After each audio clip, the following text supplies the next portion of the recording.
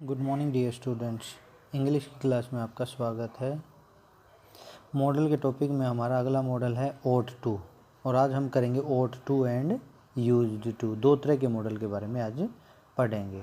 ought to का प्रयोग हम जिस तरह से should का प्रयोग होता है ना जिस यूज के लिए, उसी यूज के लिए हम ought to का प्रयोग भी करते हैं। लेकिन एक इसके अंदर खास बात क्या होती है, अगर खालिस्तान के बाद, अगर हमारा ब्लैंक के बाद टू आता है तो हम ought का प्रयोग करते हैं, अदरवाइज इसका शुड का प्रयोग करते हैं।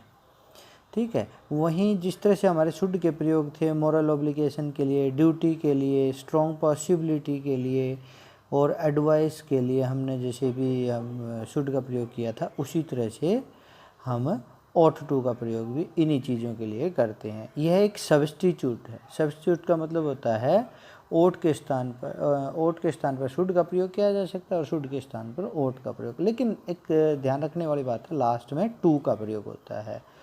ब्लैंक के बाद जैसे ही टू का प्रयोग होता है तो हमने ought लगाया है वहाँ पर। उसके बाद जैसे कि मतलब you should do your duty, मैंने ये लिखा should, you ought to do your duty भी हम इसको कह सकते हैं। तो ought और शुड का प्रयोग सेम है। उसके बाद हम करते हैं यूज्ड टू। यूज्ड टू जो एक हमारा जो मॉडल है वो मार्जिनल, जैसे मैंने शुरू में बताया था ना कि मार्जिनल मॉडल वर्ब है ये। जैसे कि डेयर, नीड और यूज टू, ये तीनों ही मार्जिनल मॉडल वर्ब्स हैं। और इसका क्या है, और यूज्ड टू का प्रयोग जिस तरह से वुड का प्रयोग किया था ना मैंने पास्ट की हैबिट या सिचुएशन के लिए, पास्ट की कोई भी हैबिट हो जैसे यूज टू। और एक चीज़ और ध्यान रखना है कि इसको यूज्ड टू को पास्ट फॉर्म में ही लिखा जाता है, यूज टू नहीं, यूज्ड टू मॉडल के रूप में।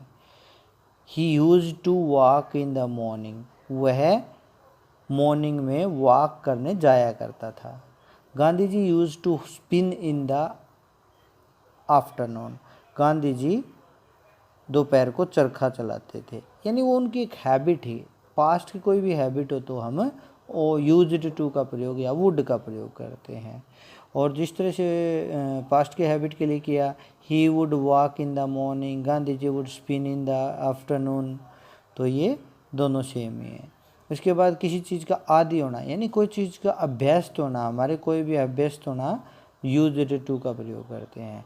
She is used to working in the noisy room, वह किस चीज़ का अभ्यस्त है, नॉइजी रूम में भी काम करने का अभ्यस्त है, यानी नॉइजी रूम में भी काम कर सकता है। I am not use to a hot climate, यानी मैं गर्म मौसम में काम करने का अभ्यस्त नहीं हूँ, यानी गर्म मौसम में मैं काम नहीं कर सकता हूँ। इन दोनों के यही यूज़ थे। और कल हम करेंगे अपने नीड और डेयर, और फिर हमारा मॉडल का टॉपिक ख़त्म हो जाता है। चलिए इसको अच्छे से कर लेना। ओके, इसके करने के बाद हम एक्सरसाइज करेंगे इनकी मॉडल्स की। Okay, thank you.